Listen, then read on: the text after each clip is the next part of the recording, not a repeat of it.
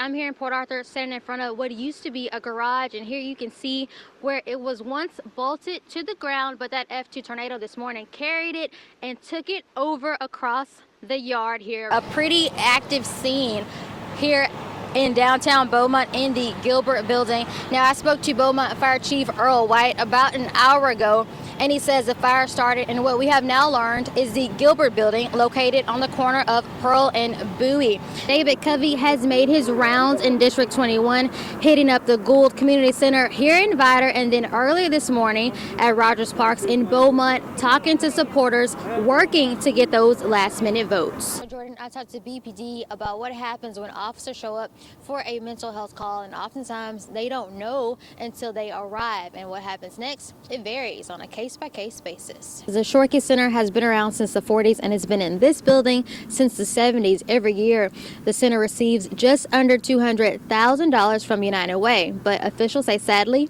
it's not enough. Officials tell me they searched the Spring Creek area 7 times before they finally found Kay Alana's remains. Today, those closest to her say she was simply wonderful, beautiful, and one of a kind. I am, guys. I am. Can you tell? So the YMBL State Fair is rooted in tradition. I've enjoyed my time here. I had a blast all day, from the rides to the people eating food to even the families, and now I am on a Ferris wheel. Experts here at Gator Country say the biggest concern these guys have is the sun. If they get too much of it, they can burn and it could possibly lead to death. We start with breaking developments right now. A former Orange County deputy has been indicted on child sex crimes, and a warrant is out for his arrest. Meteorologist Carrie Cooper joins us from the Weather Impact Center. Hey, Carrie, we're learning that the storm is expected to hit Florida late Wednesday or early Thursday. Right now, a woman is in big trouble after officials say she attempted to smuggle 29 turtles into Canada. Patrick, what can we expect? It's hot. I just came from outside. It is miserable. It is, right, but it certainly could be worse across the area. Hospitals will have to collect citizenship data and report it back to the state. Right now, the order does not deny patients medical care, regardless of how they answer the question. US 69 just north of Warren is closed due to flooding.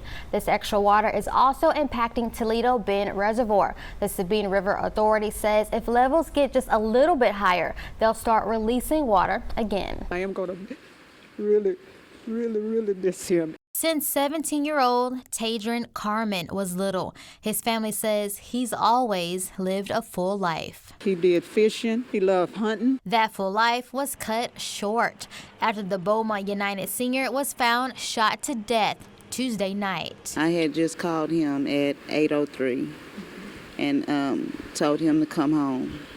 He was like, "Yes, ma'am, I'll be there in a minute." Carmen's mother, Tracy Thibodeau, says 30 minutes later she noticed her son still wasn't home. He told me that he was at a friend's house, but I didn't know where he lived. After his phone went straight to voicemail, the family began to worry and search for Tadron.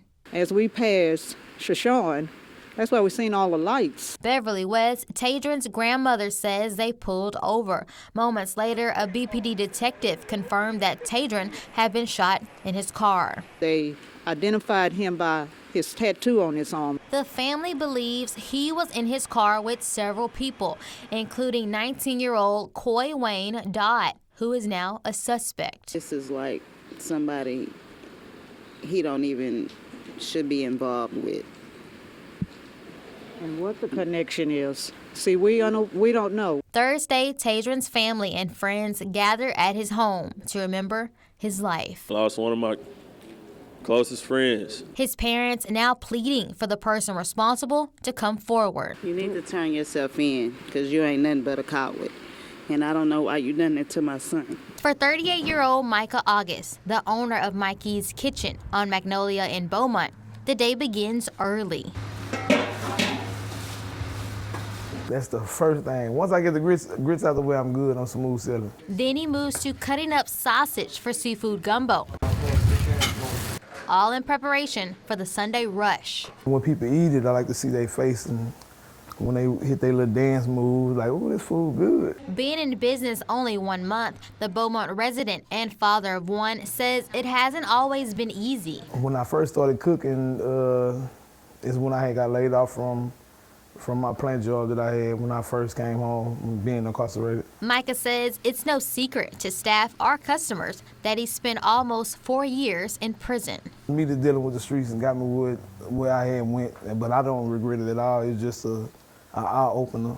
But his past made it hard to find steady work. Like, a lot of people don't want to hire you. So he took a chance on himself. In 2021, Micah began selling plates and brought his first food truck until he eventually opened his first restaurant in the North End. I just ain't want to settle for nothing less, and I'm like, I know I'm worth more than that.